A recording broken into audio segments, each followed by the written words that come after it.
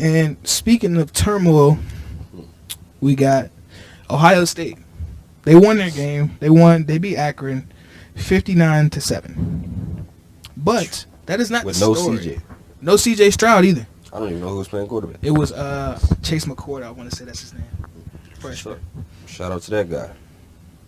So, for something like that, right? There was a crazy story. K'Vaughn Pope, linebacker, senior linebacker from Ohio State, from the great state of Virginia, quit the team mid-game.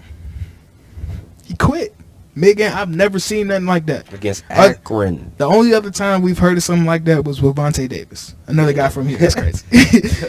Vontae Davis kind of quit at halftime, but there's a bigger story to that. But K'Vaughn Pope, linebacker. I'm going to read this article from Letterman Row, Ohio State. K'Vaughn Pope was headed for an early exit at Ohio State. Then the Buckeyes appeared to force him to take it. After trying to run out on the field in the substitution package in the second quarter Saturday night against Akron, the senior linebacker was waved off by teammate Terhada Mitchell. Once getting back to the sideline, a visibly upset Pope started walking down the sideline by himself and was headed back to the locker room on his own. Eventually, he was corralled by a Buckeye staffer, C.J. Barnett, in the south end zone, and Pope was guided back to the sideline. Once there, though, Pope took off his gloves and began to throw them in the stands and began removing his Ohio State jersey, which apparently caught the attention of Ryan Day. After another conversation with multiple staffers, Pope was led to the locker room while the game was ongoing. Now, that's crazy in itself, right? But he walked to the locker room in the middle of the game. That's crazy. I mean, through the gloves, what he gave the pants, some paraphernalia, not paraphernalia, whatever it's called. Some memorabilia? Some memorabilia. Yeah. What the hell? But going forward with this article, right? This is not talking about the incident itself, but the Buckeyes already lost one veteran linebacker to the transfer portal this week, with Dallas Gant electing to lead the program. And there have already been several not-so-subtle hints on social media dating back to spring practice that Pope wasn't happy with his role and could also depart Ohio State at some point. But certainly it was a situation that was expected to play out in the middle of a game.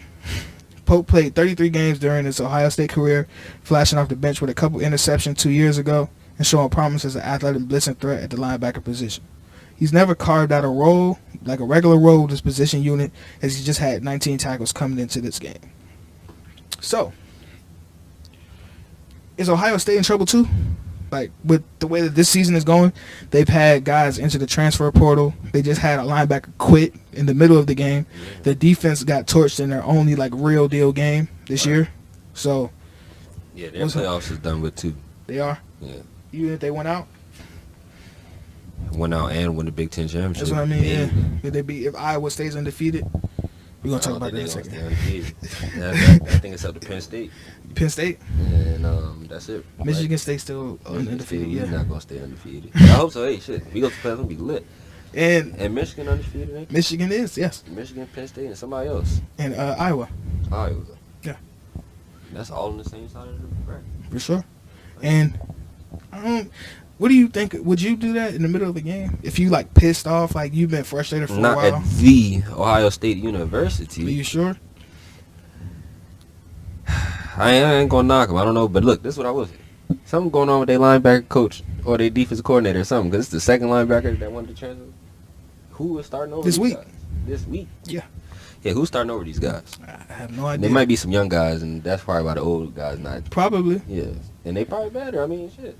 If they starting. Yeah, I'm not. But I'm not walking on. If I go to the Ohio State University, they said that he could continue his scholarship and stuff though. So that's nice of them. Yeah, that's very nice of them. But that's great. That's gracious. Yeah. So. Because you remember this was 2018. Remember the national championship with the dude from Alabama that punched the dude on the field and then he yelled at Nick Saban. I do remember that. Yeah. That's kind of like the same kind of thing. Yeah, and then they said, you can't. Then whatever he did, Ryan Day was not supposed to see it. Like, yeah. What the hell? But even if you mad, I mean, I can't judge him off of one thing that I don't know him. So we don't know the situation. I'm not going to judge him, but you, like, I wouldn't do nothing. Against Akron? I wouldn't do nothing like that, but at the same time, I'm not going to jump down his throat. It's just crazy that actually happened at a premier program like that. You probably never see that happen at a place like Alabama because that was the only time that happened, and he really didn't, like, quit in the middle of the game. He just yelled at the coach, and they sat him down. That's a normal thing, but you don't just, like, walk out.